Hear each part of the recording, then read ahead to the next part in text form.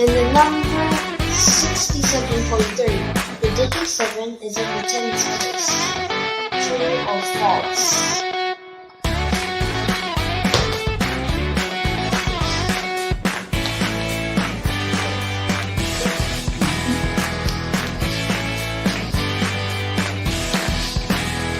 How many legs do 6 grasshoppers have? 2 hours before midnight is 2 p.m. True or false? 65 and 310 is equal to 393, 955, 978 is an even number. 56 days is equal to. How many legs do 9 spiders have? What sort of triangle is this? The angle in the figure is greater than 25 degrees.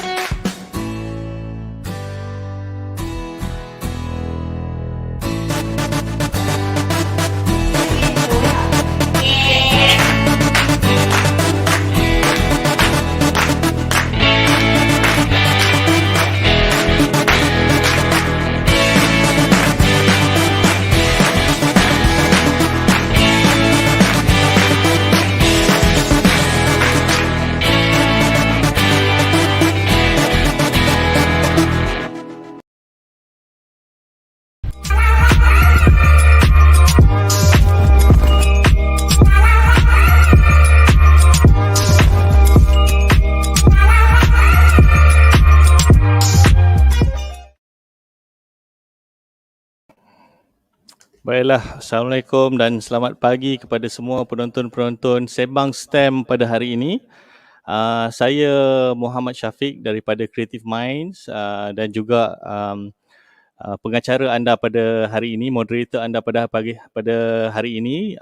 Bersama kita di Sembang STEM yang mana kita akan menceritakan tentang career, tentang antara pemain-pemain industri yang mungkin kita akan berkongsi di industri STEM ini.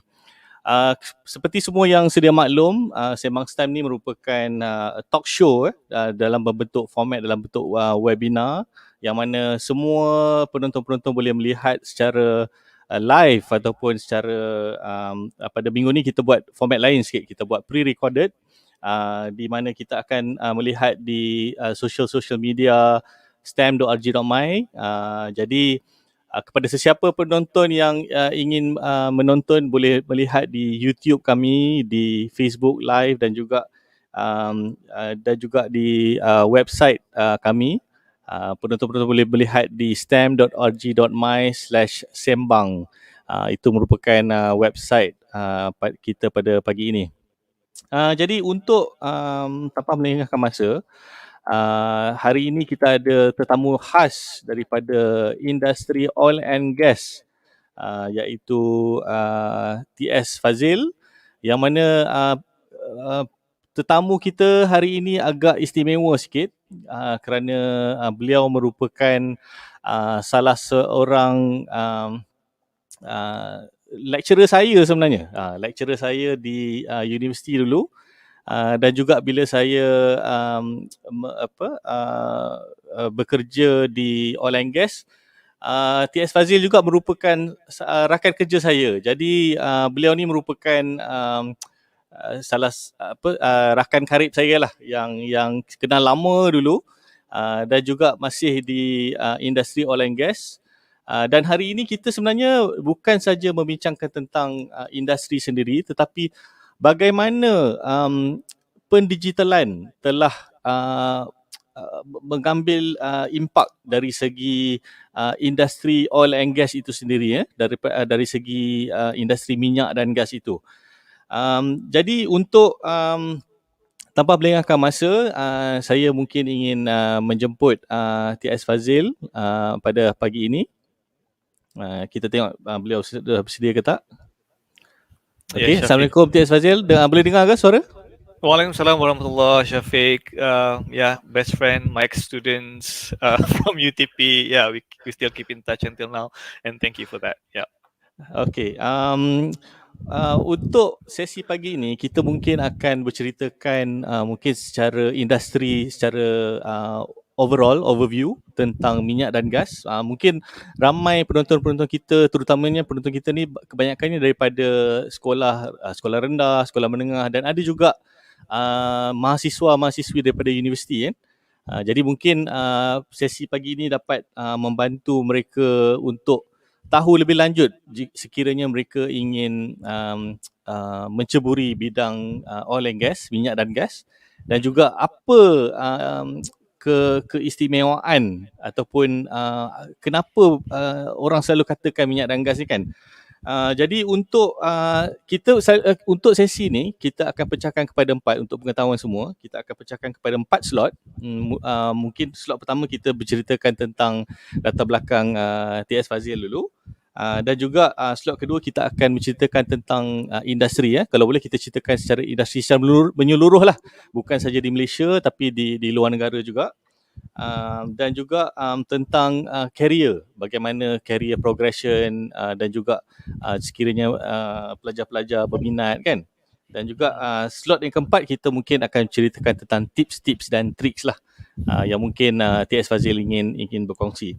Jadi tanpa melengahkan masa, kita mulakan dengan slot yang pertama, iaitu mungkin tentang pengenalan TS Fadzil dulu. Saya rasa semua orang mestilah berminat kan nak tahu background TS Fadzil kan, berapa anak, berapa isteri okey. Jadi mungkin silakan boleh perkenalkan diri dulu. Okay, thank you Shafiq. Berapa isteri itu baru satu, and I will keep it that way lah Shafiq. Anyway, Shafiq, thank you. I would like to say thank you. Terima kasih Sembang STEM for inviting me for this session. I think it's when bila Shafiq call me and saying Fadzil, you want to be involved in Sembang STEM? I told Shafiq straight away, hey, Shafiq, you know I like to do this kind of things to give community service and stuff like that. So I'm glad to be here. Thanks Shafiq for inviting me, and thanks for all organizers of Sembang STEM. When people say about oil and gas ni kan, semua orang macam ingat, oh oil and gas ni gaji banyak lah kot kan, gaji banyak, so that's why we want to be in oil and gas industry. But to be honest, for me, I've been in this industry for more than 15 years, close to 20 years, plus minus my time in universities. I believe that it's more than the money itself. It's more on the job satisfaction. It's more about you contribute to the countries because of you are actually doing good for the countries, you are developing it, you are producing something as of beneficial for everyone to use. Contohnya macam you tengok kat luar kan, bila I cerita I kerja dekat oil and gas, orang cakap, Fadzil, you kerja dekat stesen minyak ke? Orang kampung I semua kan tanya kan. So but it's actually more than that. Tapi you can see the benefits is up until that level. Sampai kita contribute our engineering knowledge, science knowledge to the benefits of everyone. At the end of the day, orang yang bawa kereta, bawa motor, pakcik-pakcik kat kampung tu, semua boleh benefits from our contribution. So let me talk about myself because kita ada slot ni kan. So my name is Fadzil, as what Shafiq mentioned. I'm practically I was born in 1979, so you can guess my age lah kan. I'm not that young anymore. So I was born in Batu Pahat, Johor, in a small town. My father passed away when I was 8 years old, so I had a lot of difficulties catching up with the life and helping out my parents, my mom at that time. So I had a difficult childhood previously when I was small, but that doesn't stop me from nurturing my interest in maths and science. So initially I started off with liking arts, pendidikan seni. I want to be architects, but when I get to secondary school, my secondary school was in high school Batu Pahat. My primary school was in Montfort School. Nama macam English school, tapi my English masa tu berterabur juga kan. So masa I masuk secondary school tu, I started to be interested in mathematics and science especially. So when I was in Form 3 PMR, Alhamdulillah, I got full A's, straight A's. So I got an offer to join MRSM, which at that time was MRSMPC or MRSM Kota Baru in Kelantan. So I was born in Johor, and I studied in secondary school after PMR in Kelantan. So that's a huge diversity that I had to go through as well. So I believe by having a difficult childhood, my father passed away, kind of make me strong in that sense, right? So my interest in maths and science grew bigger. Masa I masuk MRSM, cikgu-cikgu di MRSM semua is very good in nurturing our maths and science interest. So when I get to after SPM, Alhamdulillah, I got another straight A as well. I was offered to do engineering study in US, in specifically in Tennessee, Vanderbilt University, Tennessee, in the US, United States. That was in 1997. So 4 years spent in doing engineering degree, and you must have guessed, right? My engineering degree was petroleum, but not at all. My engineering degree was in electrical engineering. So I graduated, but before that, in my third year university, I was being offered to go for interview with one of the biggest oil and gas company in the world, which was ExxonMobil at that time in my third year. So at that particular time, I started to vested interest. I never know about oil and gas before, but in third year, ExxonMobil called me and said that we want to bring you to Houston. From Tennessee to Houston was about 4 hours of flight. So they flew me in my third year degree. They flew me there, stay in the big hotel, and attended a very rigorous interview. So Alhamdulillah, I got a job. So I got a job even before I graduated. So even though I studied in electrical engineering, but I got a job in ExxonMobil at that particular time. So one point that I want to say here, even though you think that if you want to be a petroleum engineer, you have to have a degree in petroleum engineering, it does not have necessarily be that way. So you can also have a different engineering degree as well, as long as it's your interest you want to develop in maths and science will actually get you there. So I started my career in ExxonMobil in 2001. So in 2001, I started as a petroleum engineer in ExxonMobil for about 2 years before I further my master's degree in UK, Harvard Universities, and then I joined UTP. This is where I got to know you, Shafiq. I was in UTP for 5 years. Masa tu, I became a lecturer. That is where I started to also learn more about petroleum engineering and started to vest my interest in that as well. So in 2008, I joined Schlumberger. Alhamdulillah, I got an offer in Schlumberger, so I became reservoir engineers.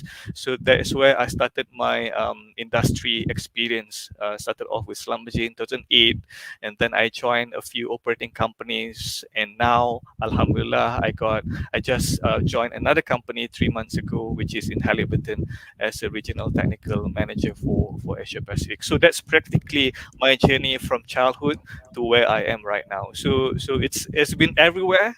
It's been a lot of diversity in my life, but I'm glad that I'm able to face it and face those challenges and be here today.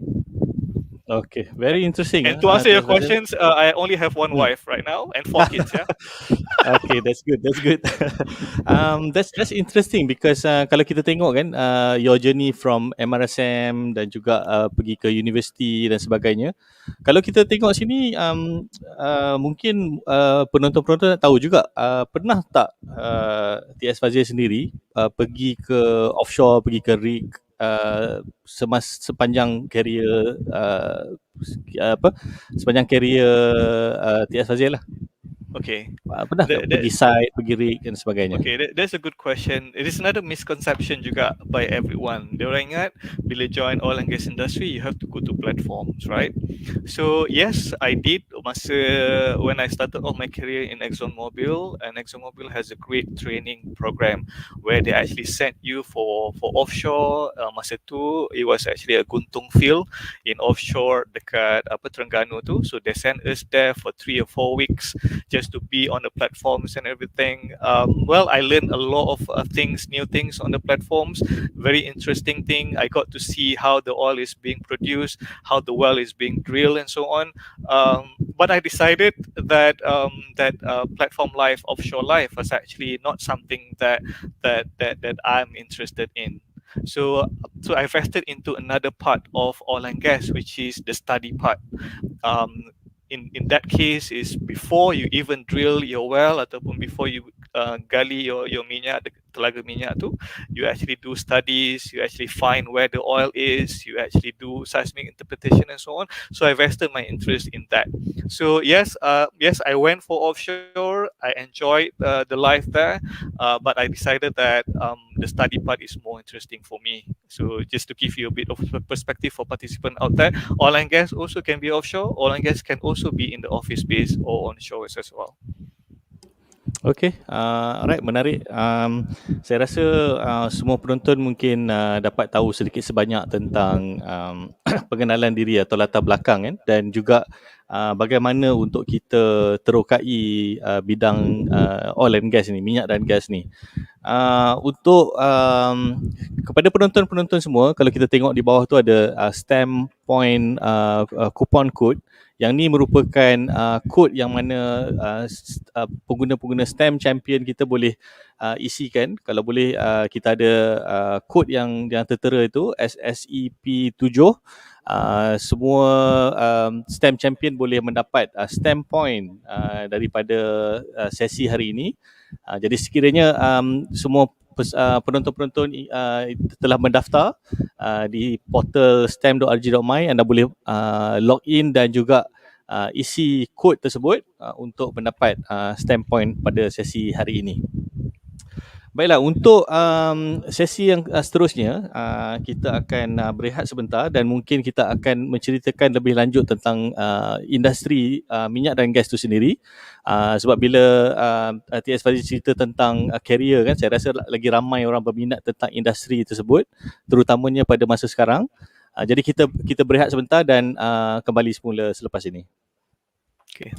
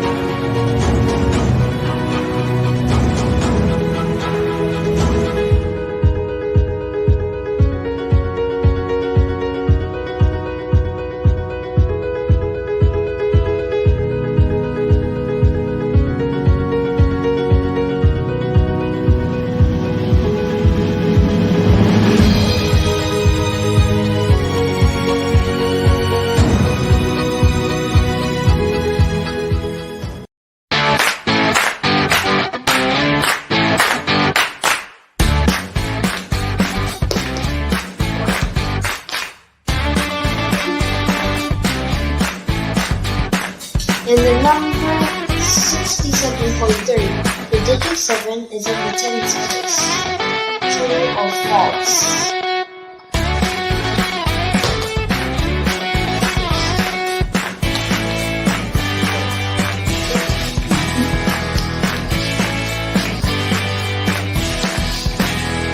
How many legs do 6 grasshoppers have? 2 hours before midnight is 2 p.m. True or false? 65 and 310 is equal to 393, 955, 978 is an even number. 56 days is equal to. How many legs do 9 spiders have? What sort of triangle is this? The angle in the figure is greater than 25 degrees.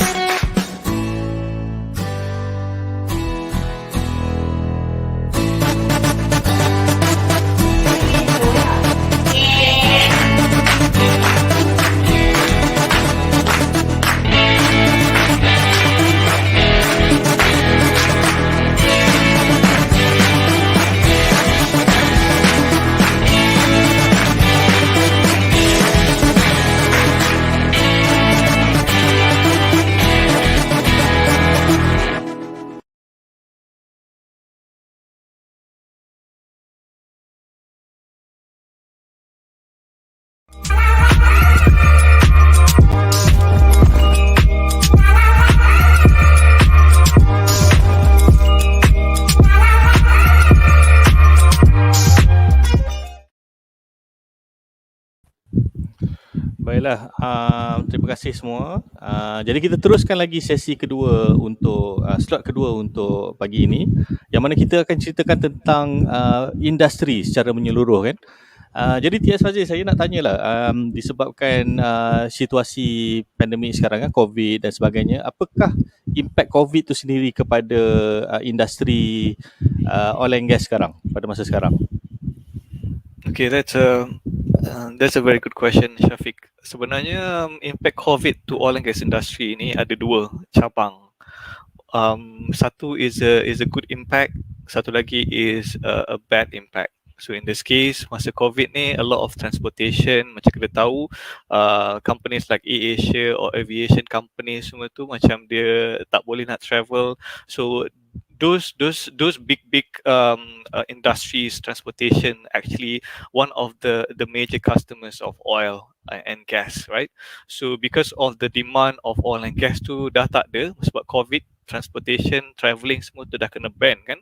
So that arises another crisis masa tu. So because of COVID happen, it triggers another crisis which leads to oil price crash. So that oil price crash to the very huge. Masa tu, I see that a lot of my colleagues has been released from the job. A lot of project has not been sanctioned properly. A lot of oil and gas operators are actually having to cancel their project because of their economic values of the project was not able to sustain that project. So the cycle of oil and gas industry ni, it started off with huge investment upfront. Kan, macam kita nak cari minyak tu kat mana, minyak tu kat bawah kan, minyak tu bukan dekat depan mata kita kan, minyak tu dekat bawah 10,000 feet or 10,000 meter dekat bawah tu. Huge investment is needed untuk diorang cari oil and gas tu kat mana, right? So because of the oil price tidak mengizinkan the economic value of that project to being sanctioned properly, maksudnya negative impact on economics, all of the oil and gas service company or oil and gas operators as well has to stop their project because of they believe that their huge investment upfront untuk cari minyak tu kat mana untuk produce tu macam tak berbaloi, right? So because of that actually one thing after another, COVID triggers transportation and the needs of oil to be reduced, and that causes the oil price crash. Oil price jatuh gila masa tu, sorry to use this word, memang gila lah. Masa tu orang dalam this industry pun macam jadi tak menentu masa tu. So oil price masa tengah bagus is $100 per barrel.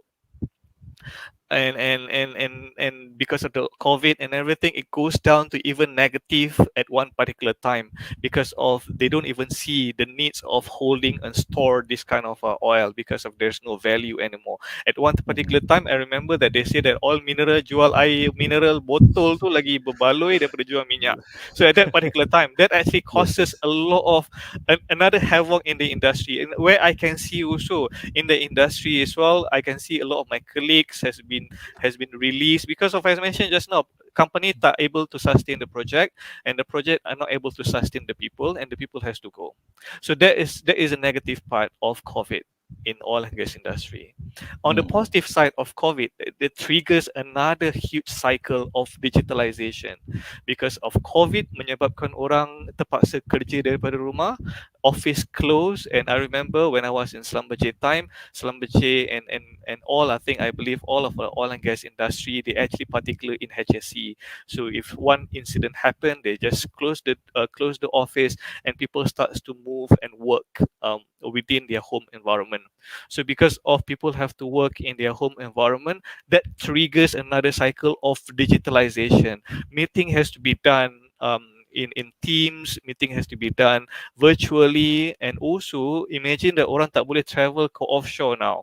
So what they have to do is they have to monitor everything dekat office ataupun dekat rumah in front of their laptop macam tu. So that COVID on the positive side triggers a huge and accelerated cycle of digitalization.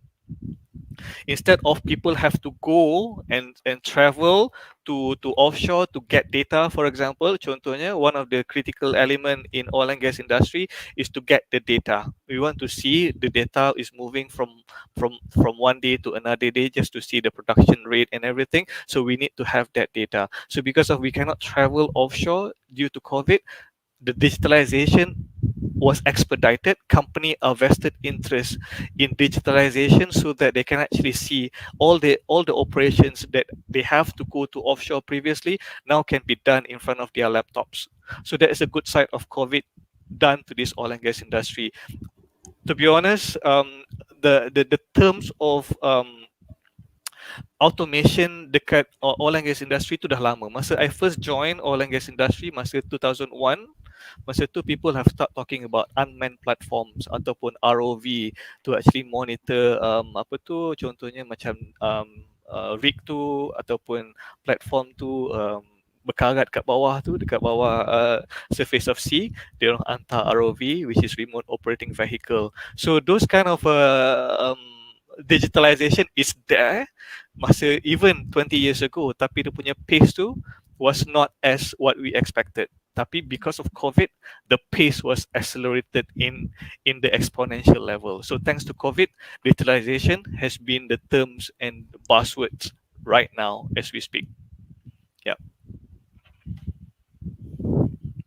That will be my answers to your question, Shafiq.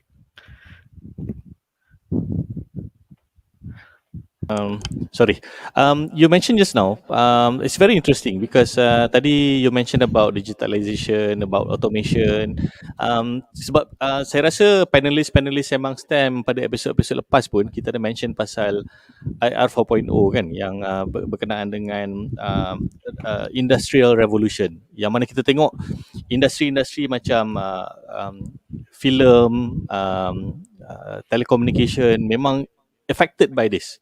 So soalan dia, kalau katakan kita tengok impact dia accelerate within zaman time COVID ni, how do you see the industry? Macam mana kalau kita bayangkanlah, ni mungkin perspektif TS Fadzil sendiri, how do you foresee, bagaimana bayangan ataupun gambaran industri ni pada masa 5 ataupun 10 tahun akan datang because of digitalization ni?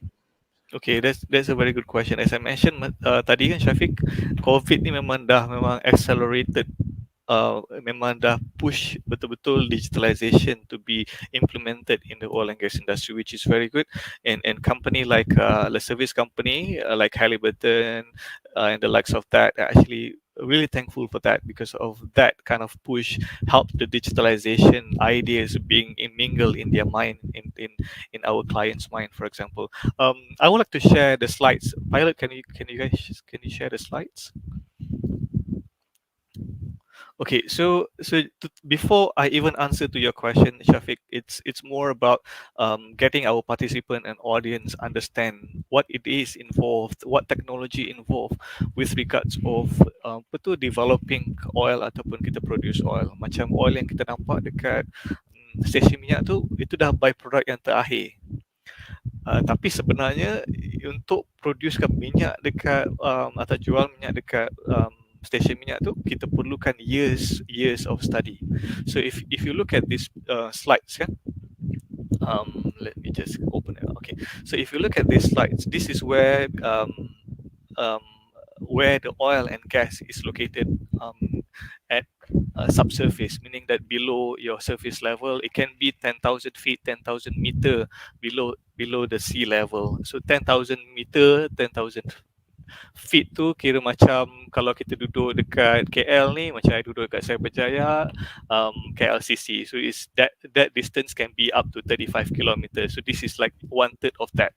So it's quite long in the sense, right? So in order for us to find those resources ataupun oil and gas dekat subsurface ataupun dekat bawah tanah tu, kita perlukan a lot of processes. For example, on the left hand side ni kita ada seismic processing ataupun seismic acquisition. Kita perlu ada satu teknologi untuk kita invest untuk find where the oil is, right? That's what we call seismic acquisition and seismic processing. So once we acquire that seismic, that will give us a bit of idea kat mana oil and gas tu berada. So practically macam kalau kita pergi hospital tu kan, doktor buat ECG kan, nak tahu kita punya apa heart rate and whatever. So this is Heartbeat, practically practically like that. Macam kita ada signal masuk bawah tanah and then dia bagi kita signal, we receive the signal tu, that is kind of give us idea, okay, ada ke tak oil bawah tu. So once we have done that part, we have to do interpretation. So all those seismic need to be interpreted. Kita perlu olah benda tu untuk menghasilkan satu results, right? Macam ECG pun point tu doesn't make sense unless it's in the graph format ataupun in the visualization format, right? So we have to interpret seismic. So once we interpret seismic, kita confirm oil and gas tu kat bawah tu ada, then only we decide to drill a well. So dekat tengah-tengah picture ni, company will decide to drill a well bila dia dah confirm oil tu ada kat bawah. Right? So once we drill a well, kita dah dapat lokasi di mana oil tu berada, kita drill a well and we will able to produce yang oil yang kat bawah tanah tu kita able to produce on the surface. It's what we call operation, right? So production engineering or production operation. So once the oil is being produced onshore, once the oil is produced on the surface, the company will decide on how to optimize that production, because over time the production of oil tu akan decline. Macam pressure ataupun tekanan dekat bawah tanah tu akan menurun. So disebabkan tekanan bawah tanah tu menurun, oil dekat bawah tu kurang tekanan untuk naik ke atas. So that kind of simple principle of science there kan menyebabkan production tu akan jatuh. So because of that pressure ataupun tekanan menurun, production jatuh ataupun oil production rate tu jatuh, the company have to invest in terms of how to optimize production from that particular well. So if you look from left to right here, there's a lot of technology that has to be in place that was done manually sebelum itu. Kita hantar orang pergi situ untuk measure seismic tu sendiri. Kita hantar a team of people there. It's very risky HSE wise and it's also very costly as well. And then masa dekat sini, so in the middle there, we have a drilling of a well. Kita hantar sebelum ni ramai team of drilling to be onshore on the drilling rig to drill a single well aja. Kita hantar sampai 10-15 orang untuk drill that well.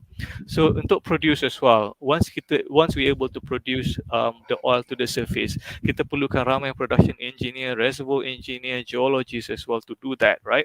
So if you look at it from this angle, right, kita nampak, hey, sebelum ni kita kena buat benda manually, kita kena get data manually. So now that the digitalization, as I mentioned, has improved, so now can we do something with less number of people with a faster turnaround time? Because of previously we have to go offshore, go back, night chopper and everything. Now everything is in the single touch of our hand. So to answer your question, first, that's the reason why I invested a bit of time to explain, because of it involved a lot of processes and a lot of technology, a lot of money investment as well. But now those can be reduced because of the numbers of people doing that will be reduced. The number of time to do that and capture that will be reduced. And at the end of the day, everything will be optimized and enhanced because of the digitalization, as what we discussed previously, right? So what do I mean by here? All of these processes that takes to produce and find where the oil is can be done digitally. For example, seismic interpretation tu, macam orang sebelum ni kita perlukan 2-3 seismic interpreter untuk interpret seismic to know where the location of the oil is. Sekarang ni kita pakai the likes of artificial intelligence, the likes of machine learnings. Based on our previous experience, we train the data and be able to interpret seismic with the similar accuracy as we do with the numbers of people that we had before. So instead of previously 3 people have to interpret it, now we use AI and machine learnings to interpret the same thing faster and less numbers of people. So the trend is going that way, and I can see as well with our service operating companies have requested the company like Halliburton to give them a bit of understanding in that sense of area. So I'm thinking that in the next 3 to 5 years that will be the path that every company will take They do everything that they do previously manually, now automatically. Previously, it takes them, for example, a longer time, 5 months. It reduced to 1 month. So thanks to digitalization, and that will be the path. For me, there's no turning back from there. Menarik. Okey. Jadi kalau kita dapat lihat sini, banyak kerja-kerja dapat ditukar daripada manual work kepada automation kan dan sebagainya. Dan juga saya rasa ni mungkin kita boleh olah lagi lebih lanjut di slot yang seterusnya. Kita akan berceritakan tentang career, bagaimana perubahan ni akan mengubah suai career entrance kita kan. Jadi kita berehat sebentar sebelum kita ke slot yang seterusnya. Dan juga jika sesiapa ataupun STEM champion yang sedang menonton sesi pada pagi ini, jangan lupa untuk isikan STEM point code di bawah SSEP7 untuk mendapat STEM point untuk sesi pada pagi ini. Jadi kita berehat sebentar dan kita akan ke slot seterusnya.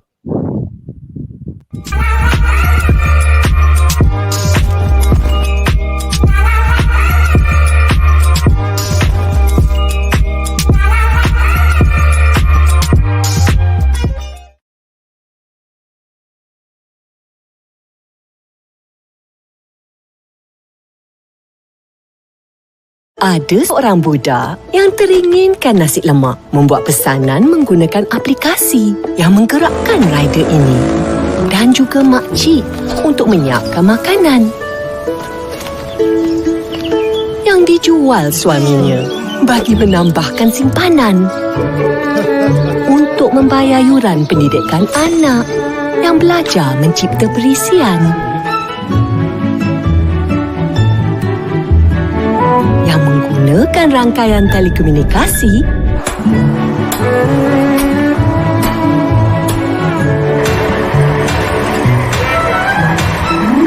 untuk menghubungkan pusat data bagi menguasakan aplikasi untuk menyirami ladang yang mewujudkan pekerjaan untuk abang ini dan pakcik ini dan pemuda ini dan gadis ini dan saudara ini yang menghantar kepada makcik yang menyiapkan bungkusan untuk budak ini yang teringinkan nasi lemak. Digital Malaysia menghubungkan semua untuk kita merintis impian demi kesejahteraan Malaysia.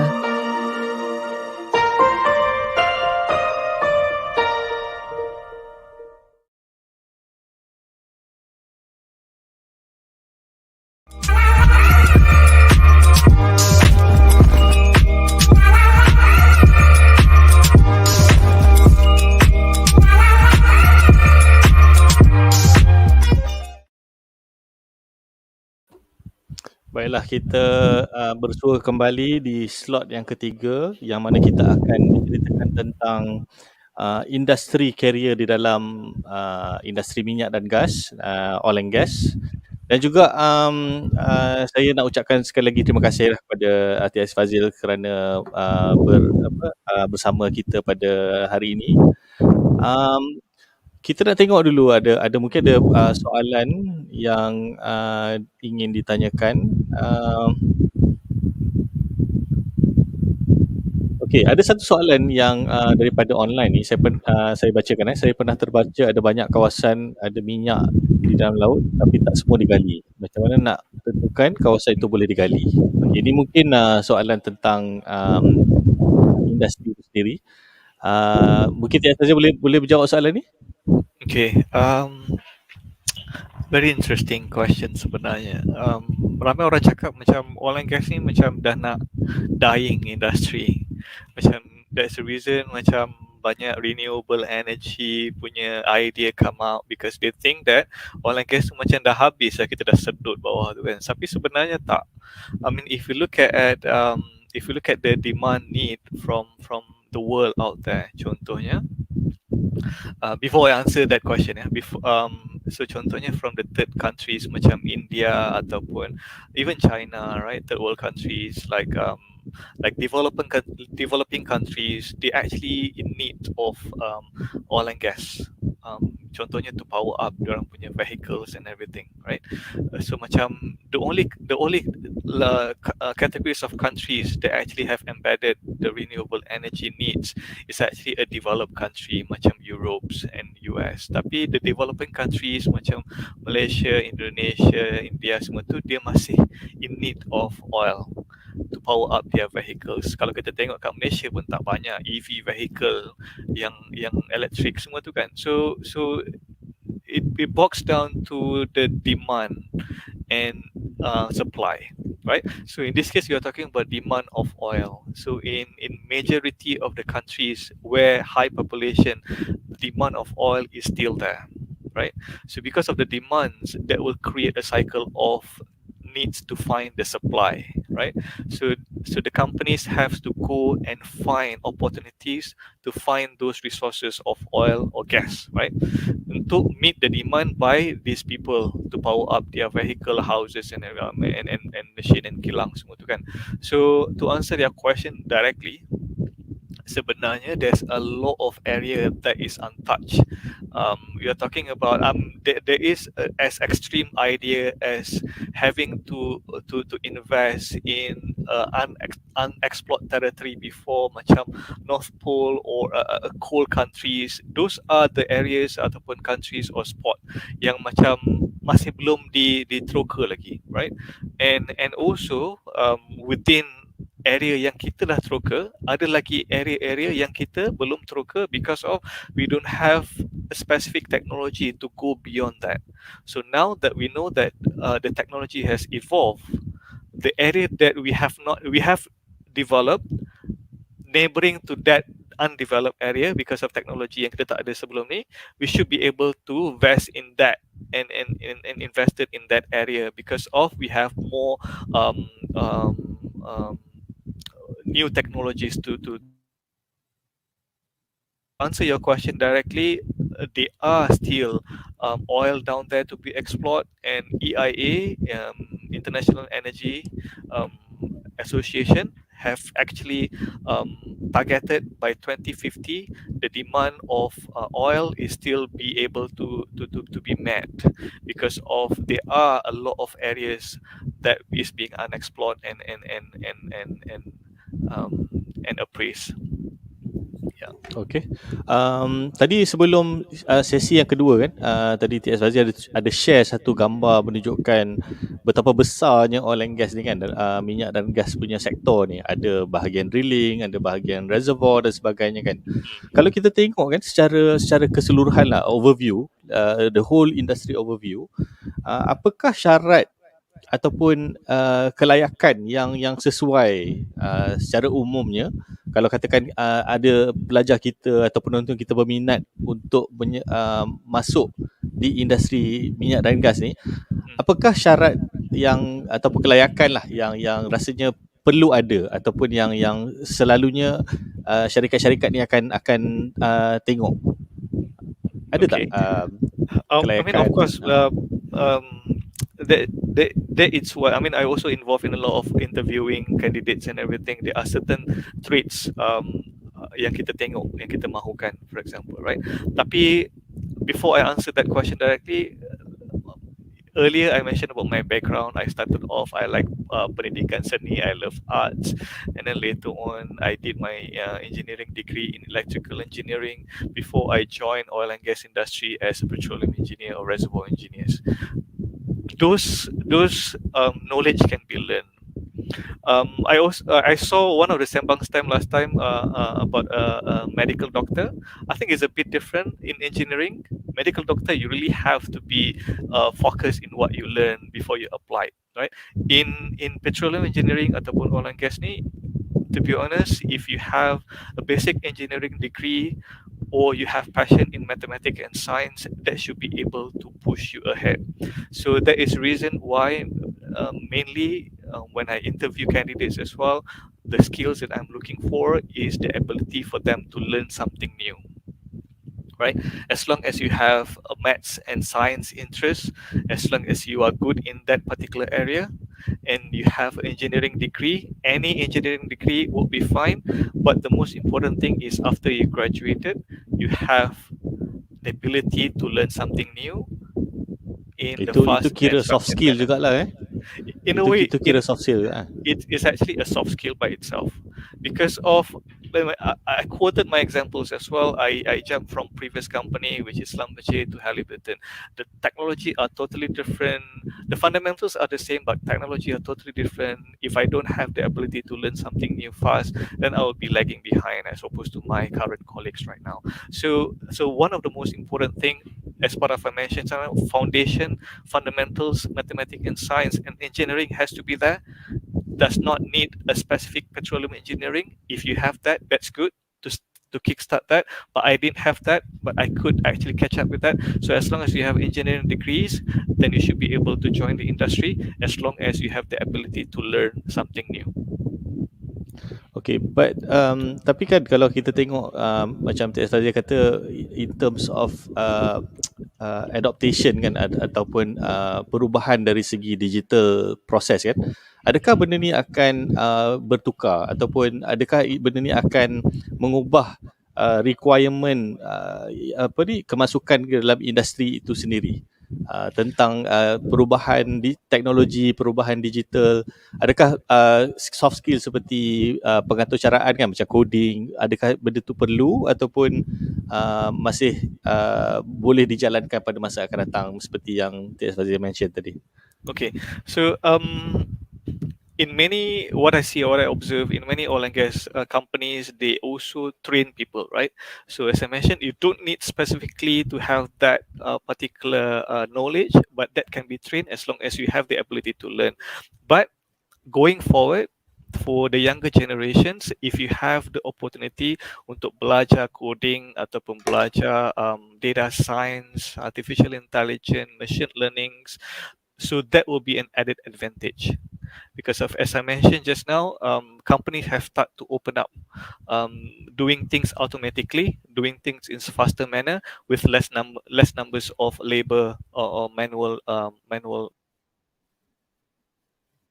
will be expedited with the help of technology, data science, and coding, and also programming. Right, so it will be an added bonus. So if you don't have that knowledge, don't be afraid. That can be learned. But if you are at the stage of where you can learn something new formally in universities and so on, I think it's go ahead and get that knowledge, because that will be an added an advantage for you when you go out there for interview. Okay, dekat sini saya mungkin ada satu soalan yang dikira orang anggap macam mitos jugalah, tapi mungkin T.S. Fadzil boleh tentukan ataupun confirmkan yang mana pelibatan wanita ataupun pelibatan perempuan di dalam industri minyak dan gas ni kan. Adakah benda tu sesuatu yang perlu digeruni oleh golongan wanita untuk memasuki industri ini, ataupun kata sebab kita tengok tadi banyak pergi di offshore, banyak pergi ke laut dan sebagainya kan. Jadikah adakah pelibatan dari golongan wanita itu sendiri akan menjadi disadvantage kepada mereka? Okay, I think ada dua perspektif lah on this question kan, from a perspective of employer itself, which I think I can speak on behalf of that. Like macam employer, we are seeking ataupun majikan ni, we are seeking for a more diverse background of team, right? Because I believe kalau kita ada diversity and inclusion, we have more minds, great minds and ideas come from that. Contohnya macam kita ada, kalau kita ada dalam satu group kita ada semua lelaki je kan, macam that set of mindset tu macam is not expanded, right? So it's better to have a diverse background of people, including women as well in the industry. So from the majikan point of view ataupun employer point of view, I think it's important to have a set of diverse team that includes women as well in that. And now go back to the individual itself, whether you want to take that challenge or not. I've seen a lot of successful engineer even now became VPs in a lot of big companies. They started off, the woman, I'm talking about female, yeah, they started off their career going offshores and do this tough and challenging drilling operation, now became a VPs, right? So I think it's just a matter of whether you are able, ataupun the individual are able to take that challenge or not. It's a lot of myth. Don't worry about it's just a myth. But to be honest, I've seen a lot of women in this industry, and I've seen a lot of female in this industry, and they are being treated equal, if not more, in terms of their knowledge and their contribution to the industry. So myth will just be a myth. From a point of view of employer, we would like to have more diverse set of team, including female as well. As you can see as well, if you know that I'm very active in SPE as well, SPE also have I think it's a balanced mix between woman, female, and also male. So I think it's just a myth, and let's keep it that way. For me, if you are able to take that challenge, go ahead and meet that challenge, and the return will be very good and very beneficial to you as female out there. Okey, menarik. Seperti yang T.S. Fadzil mention tadi, beliau juga merupakan ahli SPE, Society of Petroleum Engineers, yang mana mungkin mahasiswa-mahasiswi di universiti mungkin boleh join juga kan, boleh menyertai Society of Petroleum Engineers ni. Untuk sesi kali ini kita akan teruskan kepada sesi seterusnya, iaitu mungkin tips dan triks lah. Tapi sebelum tu mungkin kita berehat sekejap dan kita akan ke sesi yang seterusnya. Okay, thank you.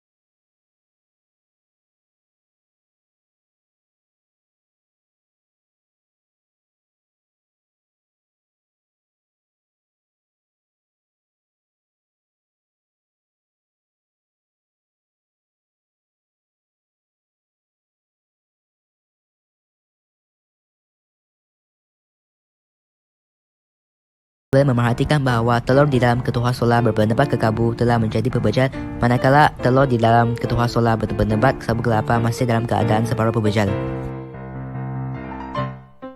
Jika kita memerhatikan ketiga-tiga graf, kita boleh mendapati bahawa ketuas solar berpendapat kekabu telah memerangkap haba yang paling banyak dan meningkat suhu ketuas sebanyak 48.65 darjah Celsius, diikuti dengan ketuas solar berpendapat sekam padi 44.5 darjah Celsius dan ketuas solar berpendapat sapu kelapa 36.32 darjah Celsius. Hal ini boleh berkait dengan kekonduksian haba masing-masing yang rendah iaitu 0.058 volt per meter per Kelvin bagi sapu kelapa, 0.0359 volt per meter per Kelvin bagi sekam padi dan 0.028 volt per meter per Kelvin bagi kekabu. Kekonduksian haba pendapat yang rendah boleh mengurangkan pengaliran haba ke luar persekitaran. Selain itu, struktur pendapat haba yang berisi ruang udara juga menyumbang kepada peningkatan suhu ketuas solar. Sebagai contoh, struktur selulosa kekabu yang berongga mampu menahan udara yang banyak, memerangkap haba dan mengurangkan radiasi haba ke tempat yang sejuk. Oleh itu, haba dikekalkan.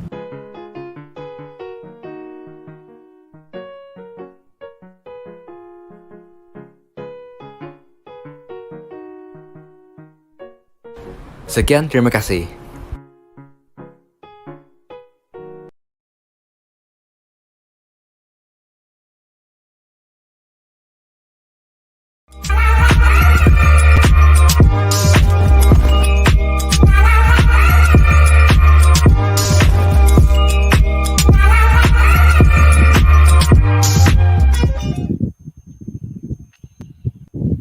Baiklah, Assalamualaikum dan kita bertemu kembali di slot yang terakhir.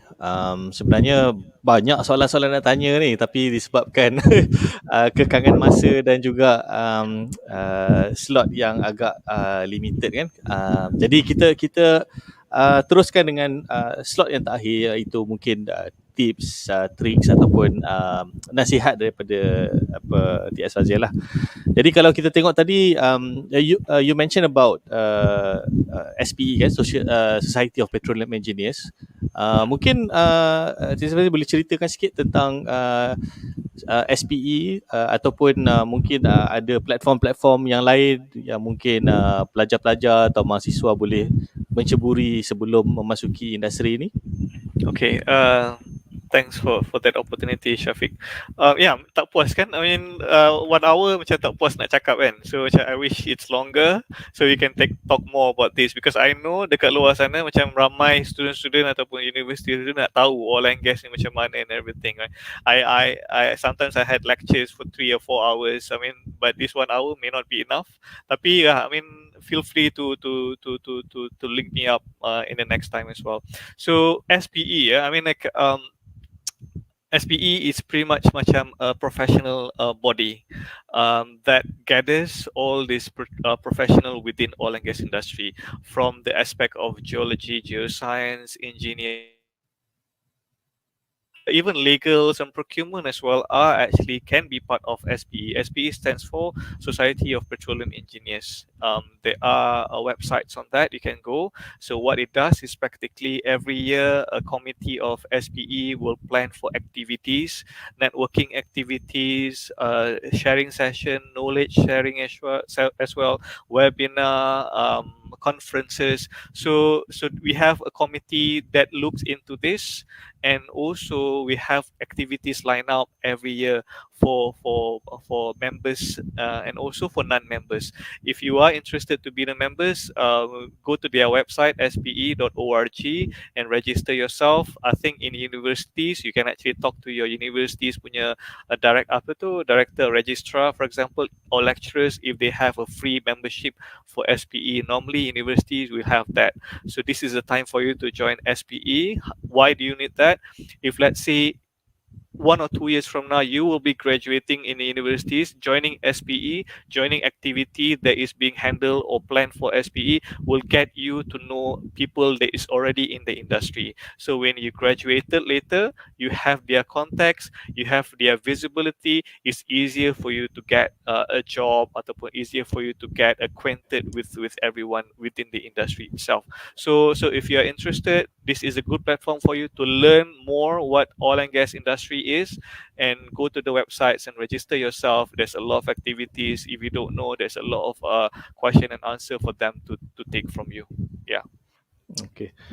Dari segi advice kan, katakan if you can go back to the future kan, kalau kita boleh, if you can go back 5 years atau 10 years back, ataupun memberikan nasihat kepada diri anda sendiri kan, apakah nasihat yang mungkin kita boleh kongsi supaya kita boleh improvekan diri kita, dan juga bayangkan kalau kita nak masuk industri kan, apakah nasihat-nasihat yang rasa sesuai Tia Saja boleh bagikan kepada student dan ataupun diri anda sendiri pada masa dahulu kan. Yeah, I mean a lot actually. I mean to be honest, 20 years in this industry actually make me improve to become a better person. That I think if I was trained better previously, if I have a different mindset previously, probably 20 years will be faster for me to learn those kind of skills and everything. But well, no harm of having to learn throughout your career is one thing to make you stronger. But to answer your questions, let's say for me, when I studied before, what should I do in order for me to prepare myself to enter industry, right? So to be honest, from my experience right now, it's involved a lot of teamwork. I I I I stress a lot on soft skills, to be honest. Because in the oil and gas industry, it involves a lot of expertise, a lot of people, a lot of diverse background.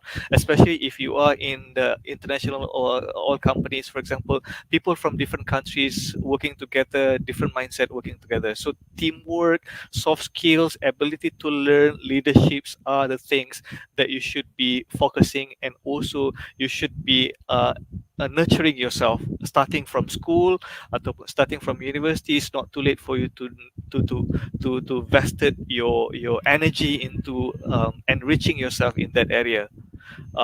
What I mentioned just now, teamwork. You go to whenever apa tu your lecturer bagi team activity semua tu, normally masa I study dulu I cakap tak nak team activity, macam I nak buat sendiri kan. Macam kita dah biasa buat sendiri lagi cepat, ni ada team activity. Macam I was actually backed out actually bila ada team activity. Sebenarnya team activity tu sebenarnya bagus. It's actually teach you how to work with people. It's actually teach you how to accept other people idea. At the end of the day, make your project ataupun make your assignment results better. So teamwork, leadership as well. So when your lecturer give you a team assignment, why not you just raise your hand to your team members, say that I want to be the leaders for this team. I want to go out in front of people to actually say to people, say to the class that I'm leading this project, I'm leading the success of this project. That will give you a leadership advantage and skills that is needed in the industry, right? Another thing as well, as I mentioned, the ability to learn, right? So even though your university ataupun class tu offer you a certain subjects, that does not actually stop you from learning other subjects. Contohnya, kalau let's say your language contohnya ataupun programming language, why not you actually invest your time to learn about that? That will actually increase your ability to learn skill, and at the same time you acquire that skill for you to be ready outside. Okay, so that is on the soft skill part lah. So kalau misalnya I masih dalam universiti, itu yang I akan tekankan. Sebab dulu masa saya cakap tadi, bila ada teamwork, team group semua, I just cabut lari, tak nak macam tu. Ya, betul. So basically another thing is that is soft skill, Shafiq. On the other skill, which is the engineering skill, I mentioned it a couple of times. Mathematics, science, especially physics and chemistry, you have to be interested in that. I'm not saying that you should get an A. There's no such thing as a perfect student. I don't believe in hiring people that have fall flat. I don't believe in that. I believe in people that have the ability to learn more than having to hire fall flat students, for example. I don't agree with that facts actually. So not necessarily for you to get A, but to spend and be a bit more interested and passion in learning mathematics, science, physics, or chemistry. So those are the three things, right? In university as well, even though you are not studying petroleum engineering, right?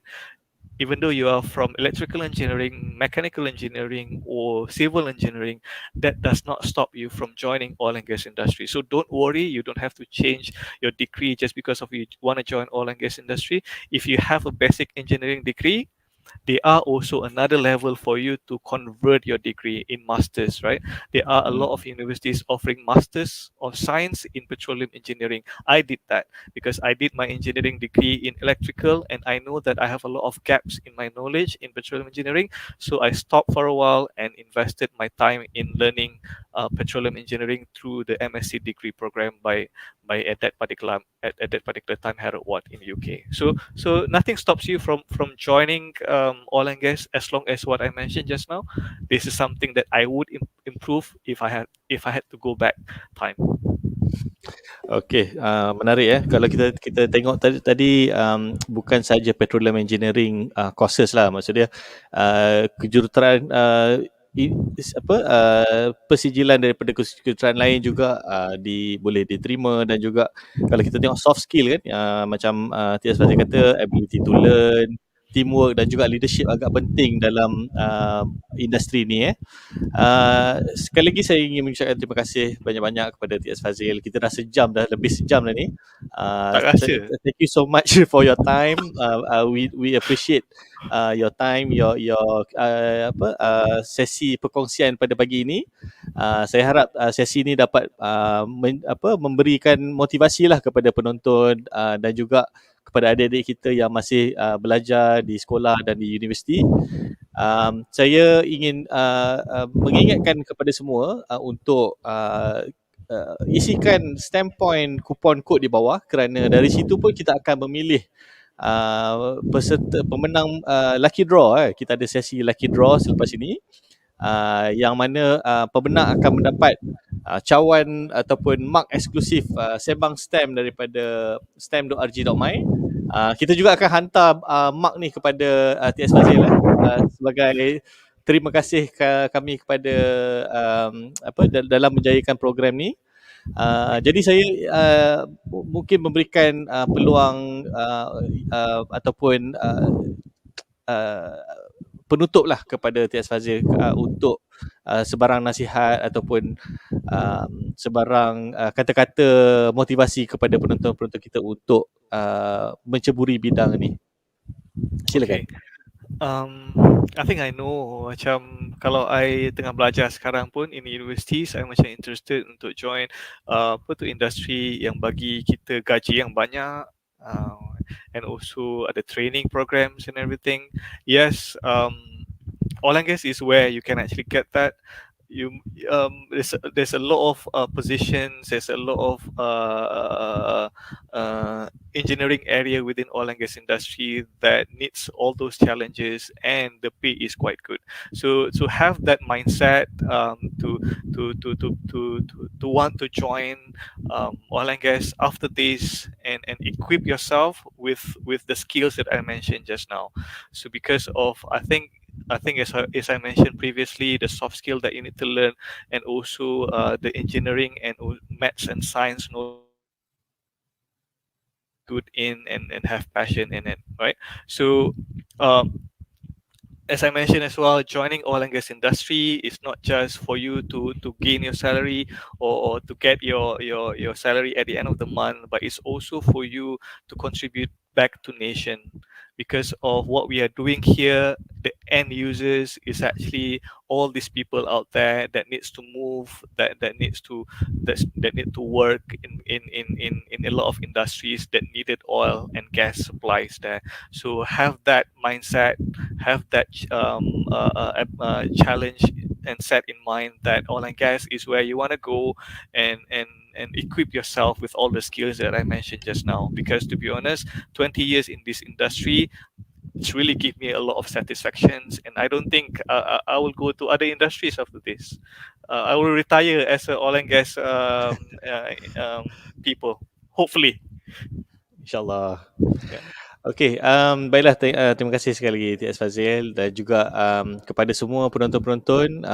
Kita akan bersiaran setiap bulan, di mana kita akan menjemput industri-industri, pemain-pemain industri daripada berbagai-bagai industri. Jadi minggu ni kita amat bersyukurlah dapat berkongsi dari segi industri minyak dan gas. Kepada semua penonton-penonton, boleh melayari stem.rg.my/sembang, di mana kat sini kita ada episod-episod yang lepas kan. Mungkin Tia Swazi pun pernah tengok kan episod-episod lepas, bagaimana kita menceritakan tentang industri-industri dari bidang teknologi, dari bidang telekomunikasi dan sebagainya.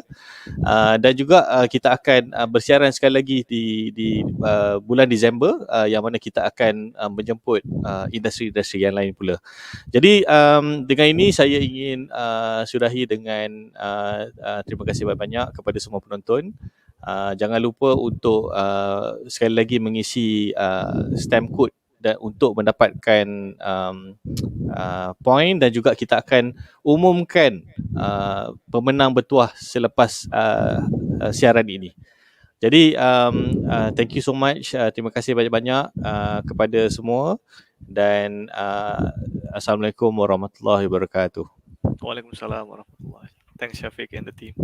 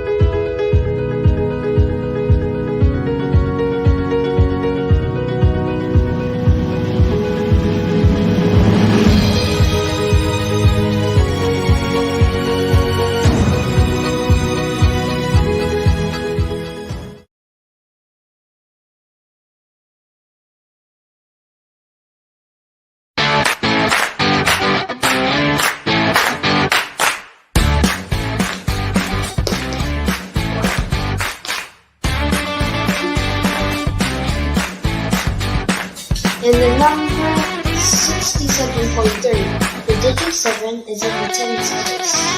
True or false?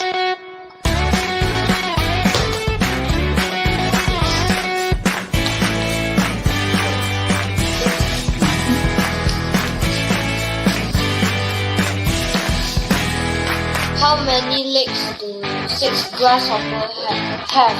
2 hours before midnight is 2 p.m. True or false? 65 and 310 is equal to 393, 955, 978 is an even number. 56 days is equal to. How many legs do 9 spiders have? What sort of triangle is this? The angle in the figure is greater than 45 degrees.